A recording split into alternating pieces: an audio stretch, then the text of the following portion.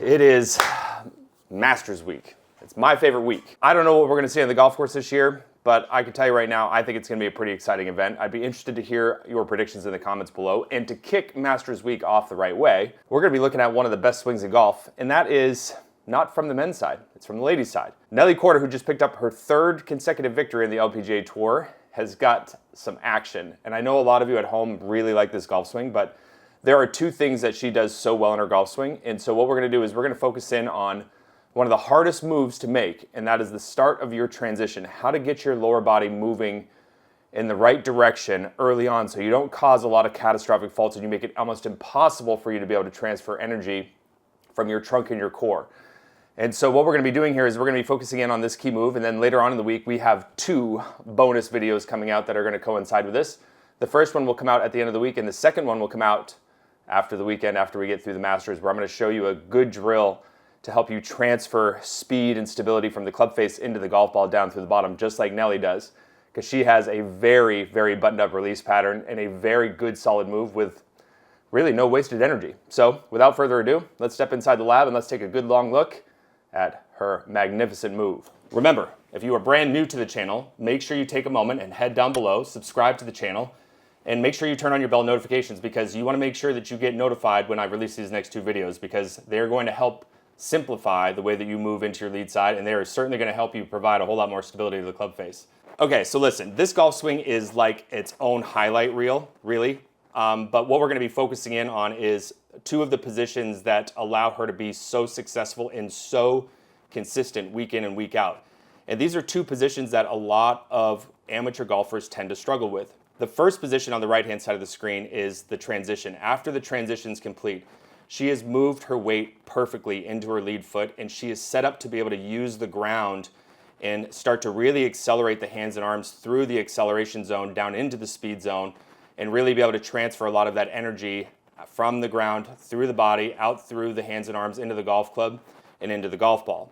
And so a lot of you really struggle getting yourself into this sort of position because you just haven't learned how to do it properly yet. And we're going to be working to simplify that whole process for you later on in the week.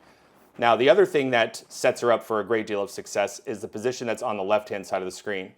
What you're going to notice is that her hands and arms, when they're working down in front of her body, she's got a substantial amount of flexion in that lead wrist and a fair amount of extension in the trail wrist as a result. If you look at the club face, it's not perfectly toed up to the sky, it's slightly toed down. This is the position that when you start learning how to get here and move through the point of contact and you learn how to provide stability back to the club face, meaning you're not going to have the club face rotating at this really high rate of closure and you're not going to be adding a whole bunch of loft to it, then you're going to play good golf. So you couple a good transition with a good delivery position and a great way for you to be able to deliver the club through the hitting area, then golf becomes a whole lot easier and you'll be a whole lot more consistent. And so you can see that's exactly the reason why I'm going to be working on these two areas in particular. Now, one of the things that I want you to understand is that the way that we generate our forces, or the way that we use the forces in the golf swing, is very different from one player to the next. We know that there is horizontal, rotational, and vertical forces that take place.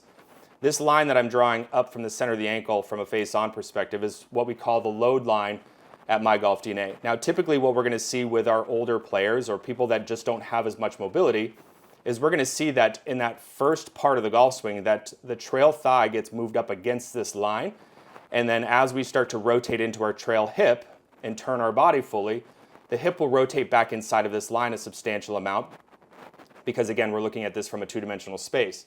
Now with Nelly, she's not going to use a lot of big horizontal movement because she has a lot of mobility still at this point in her life. And so you're going to see that there's a little small pressure shift into her trail side, and she stays very centered as she starts turning into her right hip. Now this move right here is the key. We're going to be working on making this move come to light in your own golf swings later on in the week. But I want to show it to you from a down the line perspective so you can see kind of the grassroots of how she does things. Now, as you start to watch her lead arm get past parallel to the ground going back, you're going to notice that the hips slow down a substantial amount.